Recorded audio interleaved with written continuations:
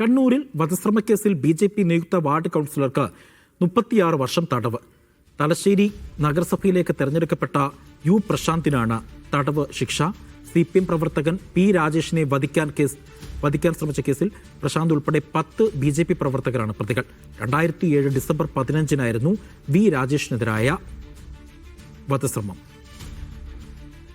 ബിജീഷുണ്ട് വിവരങ്ങൾ നൽകാനായി. ബിജീഷ്, വിശദാംശം.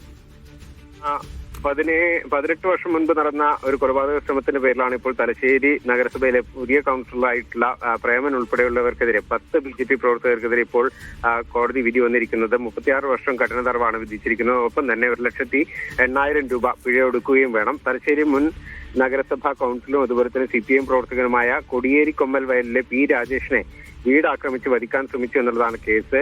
രാജേഷിന് പുറമെ രാജേഷിന്റെ സഹോദരൻ രഞ്ജിത്ത്, പിതൃ സഹോദരിയായിട്ടുള്ള ചന്ദ്രമതി എന്നിവർക്കെതിരെയും ആക്രമണം നടന്നിരുന്നു.